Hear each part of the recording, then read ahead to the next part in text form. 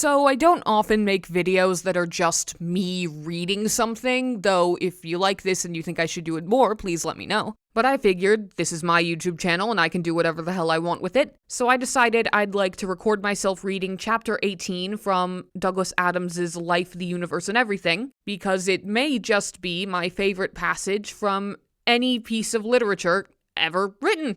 I'm sure official radio productions and audiobooks of this are far better than what I'm about to do, but again, I figured why not. As Arthur ran, darting, dashing, and panting down the side of the mountain, he suddenly felt the whole bulk of the mountain move very, very slightly beneath him. There was a rumble, a roar, and a slight blurred movement, and a lick of heat in the distance behind and above him. He ran in a frenzy of fear. The land began to slide, and he suddenly felt the force of the word landslide in a way that had never been apparent to him before. It had always just been a word to him, but now he was suddenly and horribly aware that sliding is a strange and sickening thing for land to do. It was doing it with him on it. He felt ill with fear and trembling. The ground slid, the mountain slurred. He slipped, he fell, he stood, he slipped again, and ran. The avalanche began. Stones, then rocks, then boulders, pranced past him like clumsy puppies, only much bigger, much harder and heavier, and almost infinitely more likely to kill you if they fell on you. His eyes danced with them. His feet danced with the dancing ground. He ran as if running were a terrible sweating sickness. His heart pounded to the rhythm of the pounding geological frenzy around him. The logic of the situation, i.e. that he was clearly bound to survive if the next foreshadowed incident in the saga of his inadvertent persecution of Agrajag was to happen, was utterly failing to impinge itself on his mind or exercise any restraining influence on him at this time. He ran with the fear of death in him, under him, over him, and grabbing hold of his hair. And suddenly he tripped again and was hurled forward by his considerable momentum. But just at the moment he was about to hit the ground astoundingly hard, he saw lying directly in front of him a small navy blue tote bag that he knew for a fact he had lost in the baggage retrieval system at the Athens airport some 10 years previously in his personal timescale. And in his astonishment, he missed the ground completely and bobbed off into the air with his brain singing. What he was doing was this. He was flying. He glanced around him in surprise, but there could be no doubt that that was what he was doing. No part of him was touching the ground, and no part of him was even approaching it. He was simply floating there, with boulders hurtling through the air around him. He could now do something about that. Blinking with the non-effort of it, he wafted higher into the air, and now the boulders were hurtling through the air beneath him. He looked downward with intense curiosity. Between him and the shivering ground was now some 30 feet of empty air. Empty, that is, if you discounted the boulders that didn't stay in it for long, but bounded on, downward in the iron grip of the law of gravity.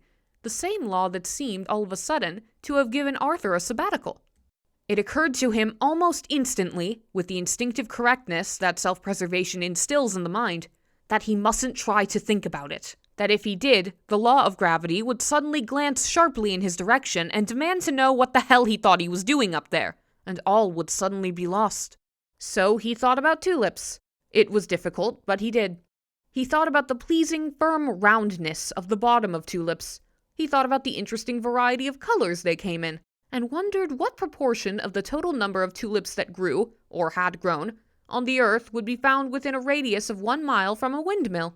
After a while, he got dangerously bored with this train of thought, felt the air slipping away beneath him, felt that he was drifting down into the paths of the bouncing boulders that he was trying so hard not to think about.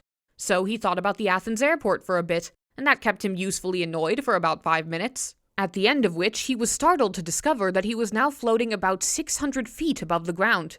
He wondered for a moment how he was going to get back down to it, but instantly shied away from that area of speculation again, and tried to look at the situation steadily. He was flying. What was he going to do about it? He looked back down at the ground. He didn't look at it hard, but did his best just to give it an idle glance, as it were, in passing. There were a couple of things he couldn't help noticing. One was that the eruption of the mountain seemed now to have spent itself. There was a crater just a little way beneath the peak, presumably where the rock had caved in on top of the huge, cavernous cathedral, the statue of himself and the sadly abused figure of Agrajag. The other was his tote bag, the one he had lost at the Athens airport. It was sitting pertly on a piece of clear ground surrounded by exhausted boulders, but apparently hit by none of them. Why this should be, he could not speculate, but since this mystery was completely overshadowed by the monstrous impossibility of the bags being there in the first place, it was not a speculation he really felt strong enough for anyway. The thing is, it was there. He was faced with the fact that he was going to have to pick the thing up. Here he was, flying along 600 feet above the surface of an alien planet, the name of which he couldn't even remember. He could not ignore the plaintive posture of this tiny piece of what used to be his life, here, so many light years from the pulverized remains of his home. Furthermore, he realized, the bag, if it was still in the state in which he lost it, would contain a can that would have in it the only Greek olive oil still surviving in the universe. Slowly, carefully, inch by inch, he began to bob downward, swinging gently from side to side like a nervous sheet of paper feeling its way toward the ground. It went well. He was feeling good. The air supported him, but let him through. 2 minutes later, he was hovering a mere 2 feet above the bag and was faced with some difficult decisions. He bobbed there lightly. He frowned, but again, as lightly as he could. If he picked the bag up, could he carry it? Wouldn't the extra weight pull him straight to the ground? Wouldn't the mere act of touching something on the ground suddenly discharge whatever mysterious force it was that was holding him in the air? Wouldn't he be better off just being sensible at this point and stepping out of the air back onto the ground for a moment or two? If he did, would he ever be able to fly again? The sensation, when he allowed himself to be aware of it, was so quietly ecstatic that he could not bear the thought of losing it, perhaps forever.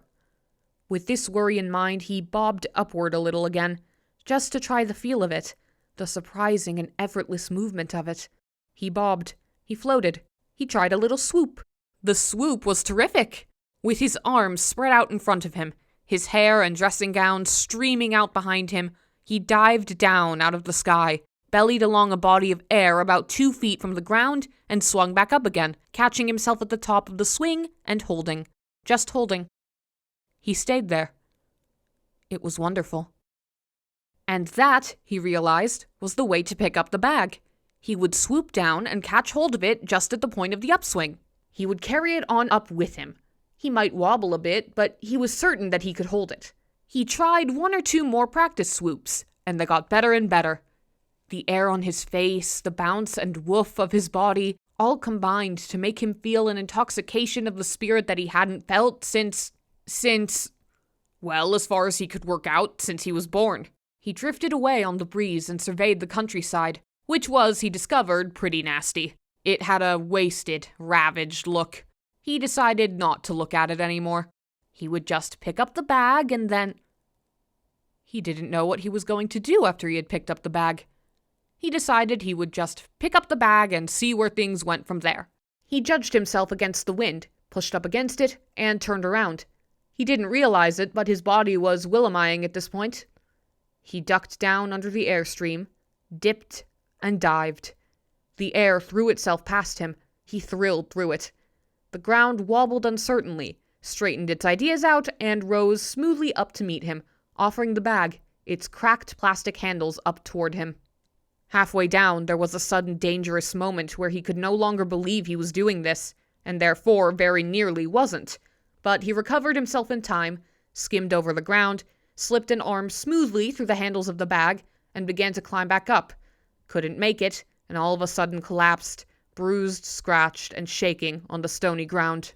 He staggered instantly to his feet and swayed hopelessly around, swinging the bag around him in an agony of grief and disappointment. His feet suddenly were stuck heavily to the ground in the way they always had been. His body seemed like an unwieldy sack of potatoes that reeled, stumbling against the ground.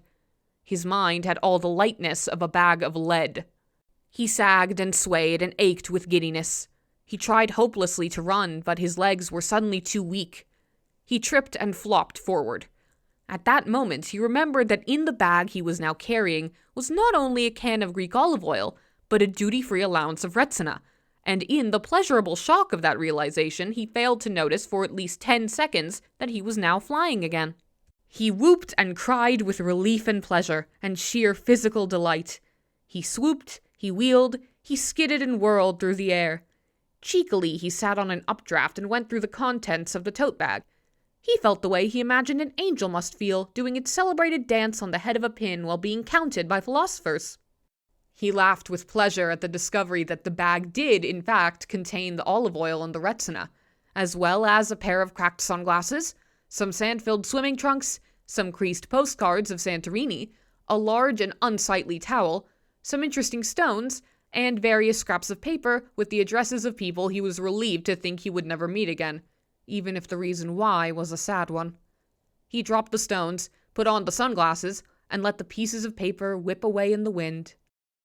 10 minutes later, drifting idly through a cloud, he got a large and extremely disreputable cocktail party in the small of the back.